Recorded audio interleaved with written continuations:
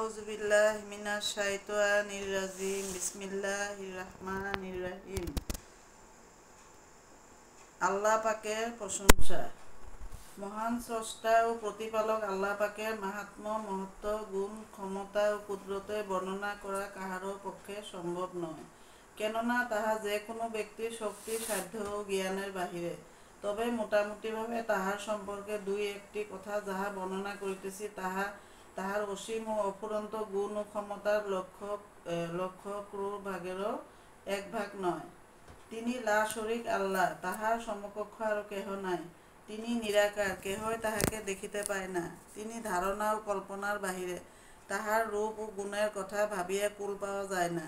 তিনি সকলের চোখের আড়ালে থাকিয়া স্বীয় কুদরতি কারিগরি চালাইয়া যাইতেছেন, আরও তাহারই মাধ্যমে সুস্থ সঠিকভাবে সারা জাহানের সব কিছু পরিচালিত হইতেছে।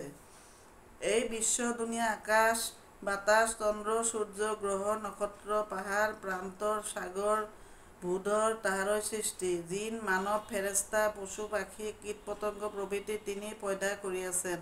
সপ্ত স্তর আকাশ তিনি কিভাবে তৈরি করত শূন্যে লটকাইয়া রাখিয়াছেন। উহার একটি আরও একটির সাথে সম্বদ্ধ আরও সম্পৃক্ত নয়, অথচ যে যাহার স্থানে সম্পূর্ণরূপে সুদৃঢ় অবস্থায় দাঁড়াইয়া আছে।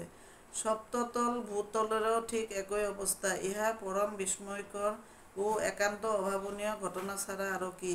তাহার সীমাহীন কুদরতের লীলা ছাড়া জগৎ ব্যাপিয়া চোখের সম্মুখ ভাসে ও অন্তরে অনুভব করা যায়। মাটিতে একটি ক্ষুদ্র বীজ পতিত হইয়া তাহাতে অঙ্কুর গাজাইয়া ধীরে ধীরে তাহা বিরাট মহীরুহে পরিণত হয়। এক মুষ্টি মাটি হইতে আদম আলাইহিসসালামের মূর্তি বানাইয়া তাহাতে কি এক আজব রূপ ফুঁকিয়া দিবার ফলে সে মূর্তি জীবন্ত হইয়া যায়। তাহা নড়াচড়া করে, কথা বলে, কথা শুনে, হাসে, কান্দে, সুখ দুঃখ অনুভব করে, ভালো মন্দ বুঝে। আল্লাহর কুদরত ছাড়া কাহার এমন সাধ্য যে এরূপ করিতে পারে? তাহার একদিকে যেমন কুদরতের পারাপার নাই, অন্যদিকে অভিরুচি ও ইচ্ছারও অন্ত নাই। সৃষ্টি জগতে মানুষকে সবার শ্রেষ্ঠ সম্মানিত রূপে বানাইয়া তাহাদেরকে জ্ঞান বুদ্ধি প্রদান করত।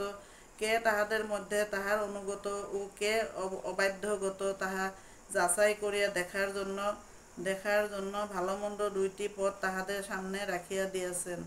যে এরূপ পথে অনুসরণ করে সে তদ্রূপ তার ফল লাভ করিবে। ভালো পথ চিনাইবার জন্য তিনি একদিকে যেমন অসংখ্য নবী রসূল প্রেরণ করিয়াছেন, অন্যদিকে মন্দ পথে টানিয়া নেওয়ার জন্য ঠিক তেমনি আবার শয়তান ইবলীসও রহিয়াছে।